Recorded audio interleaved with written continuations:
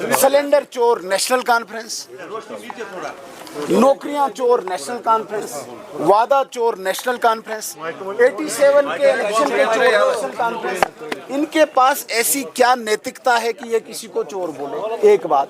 दूसरी बात, जो भारतीय जनता पार्टी ने आज आरोप लगाया है, हमने कोई हवा में तीर नहीं मारा। हमने बहुत स्टडी के बाद, हमने बड़े होश हवास में इस बात को सरकार पर ये जिम्मेदारी ठहराई कि पिछले एक साल से जब से ये हुकूमत नेशनल कॉन्फ्रेंस की जम्मू कश्मीर में आई है, इस एक साल में सिर्फ एजुकेशन डिपार्टमेंट की अगर बात करते हैं, यहाँ के टीचर्स, यहाँ के मास्टर्स, यहाँ के लेक्चरर्स, यहाँ के प्रिंसिपल्स को लगातार इन्होंने टाइमली प्रमोशन भी दिया, लगातार उनको ट्रांसफ़र भी किया।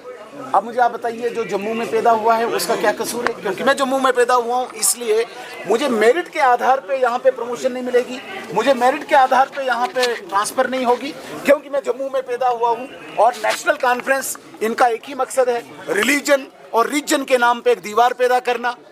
ये कम से कम जिस प्रकार की बातें करते हैं, कहीं न कहीं कॉल और फेल में फ़र्क है, कथनी और करनी में फ़र्क है, दिल और ज़बान में इनके फ़र्क है। क्यों ऐसा करते हैं बार बार?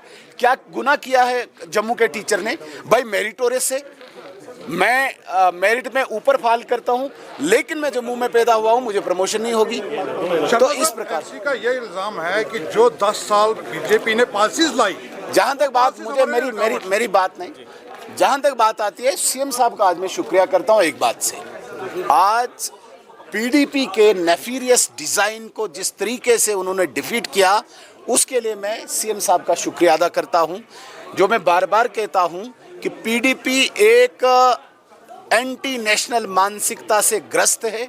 इस प्रकार के बिल्स को लाके जम्मू कश्मीर में उन इलीगल एनक्रोचर्स को, जिनका मकसद, जिनकी इंटेंशन डेमोग्राफिक चेंज है, जिनकी इंटेंशन लैंड जहाद है, ऐसे लोगों को ग्लोरीफाई करने के लिए, ऐसे लोगों को रेगुलराइज करने के लिए पीडीपी ने जो बिल लाया था, जिस प्रकार से आज सीएम साहब ने उसको विड्रा करके, रिजेक्ट करके जवाब दिया, उसके लिए मैं सीएम साहब का बहुत बहुत शुक्रगुजार हूं। जितना टाइम एलजी साहब का एडमिनिस्ट्रेशन ने यहाँ काम की, आप वहाँ डाटा निकालिए, आज तक इतनी जो एम्प्लॉयमेंट है, इतनी रिक्रूटमेंट आज तक कभी नहीं हुई है जितनी एलजी साहब के दौरे इस एडमिनिस्ट्रेशन में हुई है। ये अपना बताएं, पूरी उम्र 3 पीढ़ियों से इन्होंने राज किया, इन्होंने क्या दिया जम्मू कश्मीर को? मुझे बताएं ना। लोग दरबदर हैं, नौजवान परेशान हैं, और वैसे भी एलजी साहब का कार्यकाल हम क्यों लें? एलजी साहब, उनका भी एलजी साहब था, वो इस बात को स्पष्ट करें कि भाई वो एलजी को नहीं मानते हैं क्या? तो हमारा तो कोई टाइम ही नहीं, टाइम उन्हीं का रहा है, हमेशा टाइम उन्हीं का रहा है, चौथी पीढ़ी उनकी टाइम ले रही है यहाँ पे, तो हमारा इसमें कौन सा दोष?